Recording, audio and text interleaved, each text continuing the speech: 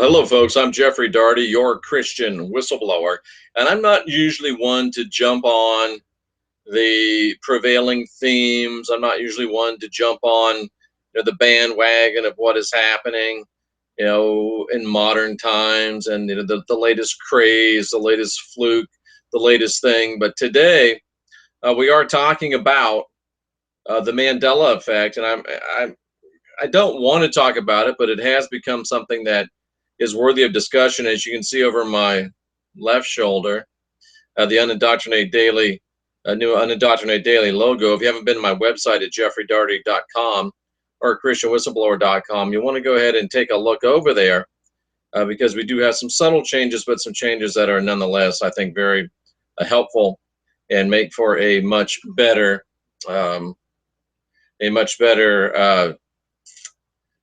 experience within the jeffreydarty.com website. But in looking at the Mandela effect, I don't usually use notes, but I did want to make some notes here because there's some things that I do need to make sure that we do talk about, and some things that I think that we need to make sure that are said. And the Mandela effect, I was very, very dubious of it, very, very cynical of it, and yet I have to realize that there are some striking realities that seem to have been undeniably revealed by the Mandela effect.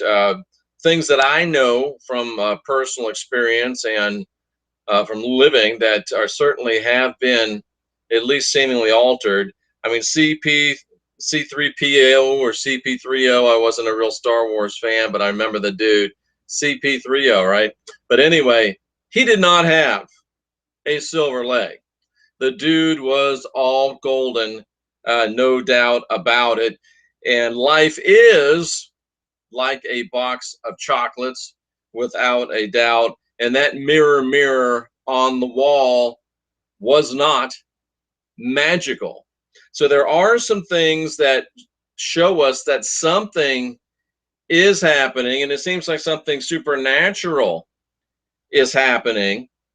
And one of the interesting things about it is only old folks like me, or those few young folks that listen to old folks like me, really understand or realize what's going on. And I've watched probably over 100 Mandela Effect videos. I'm going to make some extrapolations from that. I think that's a fairly large sample size. I think it's certainly a sample size that does allow me to empirically draw some empirical conclusions from it. And the thing that strikes me from this, rather good size sample size of videos about the Mandela effect is that sooner or later, all of the videos about the Mandela effect get back to Jesus, plastic Jesus. It, comes down to, this is deception. It's the tribulation. It's the Antichrist. I haven't heard anyone talk about the red heifer yet, but I'm sure the Mandela effect and the red heifer is, oh my goodness, on its way. So I don't like that, because anything that's tied up hand in glove with Pauline Christianity automatically throws up the warning sign for me. And it all goes back to Jesus so many times when they're talking about the Mandela effect. And I ask myself why. And I think that one of the reasons is because there is a lot of evidence here that there is indeed some supernatural event taking place. And when people are confronted with a real, true supernatural event, they have the tendency to run home to mama. In this case, they run home, of course, to Mother Rome.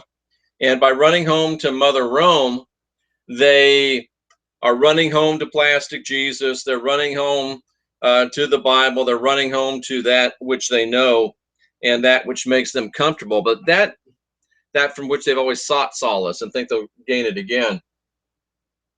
But that brought up to me a very interesting point and a very interesting question. What if the Mandela effect is an inside job? What if the Mandela effect is an inside job? What do you mean, Jeff?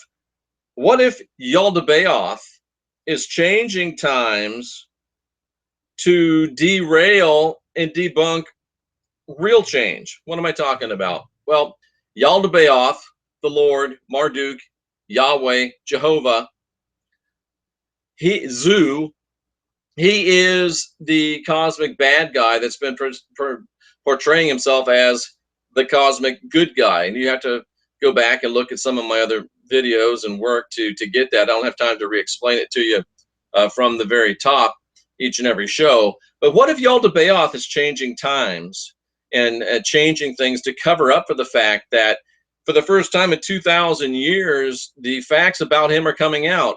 You got to realize, folks, I know that some people think this sounds self-serving, but it's a sorry dog that won't wag its own tail. For 2,000 years, the message that I bring to you has been dormant. For 2,000 years, the message that I bring to you has been silent. For 2,000 years, the message I bring to you has been, what's that thing they put on the dog's mouth? Muzzled. The last person to preach, teach, share the things that I share would have been the Apostle John, or one of his close compadres that carried on his word after the death of John, who was the last apostle. Of course, my book, The Final Message of the Last Apostle, details a lot of this. But what if Yaldabaoth, what if the Lord is changing things in order to cover up the fact that he has changed things? What if Yaldabaoth, the Lord, is allowing and perpetrating the Mandela Effect, because it is for the first time in 2,000 years coming out that he changed the New Testament, that he changed the original message of Yeshua and co-opted it into a guilt and fear-based control matrix that the world is still living under? What if, because now finally the gig is up and he's trying to perpetrate his great false flag, and I think the not too distant future, what if he is perpetrating the Mandela Effect?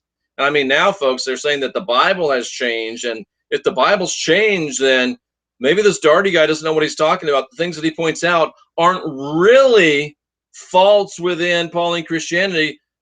Blame it on the Mandela Effect. It's not because the dirty rat bastard Nero, Paul, Yaldabaoth, the Lord, Yahweh, Jehovah are lying rat bastards. No, just blame it on the Mandela Effect. Now, you may think, oh, that sounds kind of crazy, and I don't know about that, but let me at least point something out to you before we leave. Daniel chapter 7, verse 25, and it reads as such. And I'm going to go ahead and share my screen with you so you can see it, because I do like to let you know that I am coming to you from the scripture. And it says, let me go ahead and highlight this for you, even though it is blue and the rest of it's black. He will speak out against the Most High.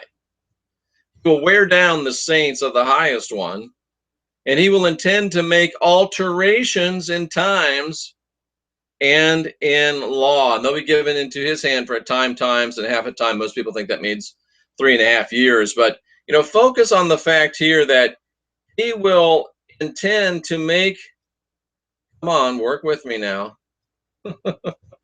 He will intend to make changes, alterations in times and in law. Again, we're just in the text, this time in the Old Testament. We're going to scooch up here, wanting to go to Daniel 7:25. We're going to pop into, this time, the interlinear, which is going to bring us into Hebrew, right? And he shall, in great swelling words, he'll speak against the saints of the Most High. Remember, Hebrew is right to left. He shall wear out and think to make times and laws, to make times and laws. What does he want to do to them? I haven't looked at this. He wants to attempt to change so as to destroy. Okay, let's highlight this whole thing. This is pretty interesting. This is actually pretty interesting. Look at this. He will attempt to change so as to destroy. He'll put his hand to alter, to destroy. He'll put his hand to change, to destroy. He will make it so that it is changed according to the law, make it so that it will not be changed to the law of Moses, Very, very interesting stuff. That's Daniel 6:8. Not directly talking about this word, but this word, what does this word actually mean? Four occurrences. The word is, you see in red or orange here, change to alter to change, change, change, change, change, change, change, change. So he's changing, he's altering times. Let's see what time says. And I probably should have looked this up before I got on here, but he's changing times. He's changing epochs. He's changing appointed times. He's changing times. Very, very interesting.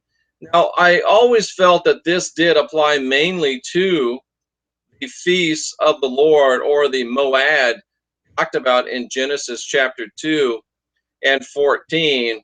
And that's, right here it talks about the appointed times, and that may be exactly what he's talking about. In Could be. That's just one explanation. Here's the festival seasons that I was referring to, but it is certainly, here we see it's a season or a time, but it's certainly possible that he's changing time. And I was especially interested in the word there that said changing epochs. He's changing epochs. Very, very interesting. He's changing times. And what do we say about laws? What is that? Laws, changing death. Now, if you know anything about Kabbalah, oh my goodness, we may have just opened something that, wow, he's thinking to change death. Death is emerging. Oh boy, I see we got another big broadcast coming. But very, very interesting. He's changing decrees, he's changing laws, and you could say that the Mandela effect is changing the laws of nature, it's changing the laws of physics. But at any rate, the question remains, is the Mandela effect an inside job? And those of you that know anything about Kabbalah have just had your minds blown. And well, we'll get back to it next week, to blowing your minds even more. I'm Jeffrey Darty, your Christian whistleblower, and I'm bringing you peace, I'm bringing you light, and you've got to ask the question now, is the Mandela effect an inside job? Until next week, I'm Jeffrey Darty, your Christian whistleblower, bringing you peace and light, and wishing for you, above all things, indoctrinate yourself.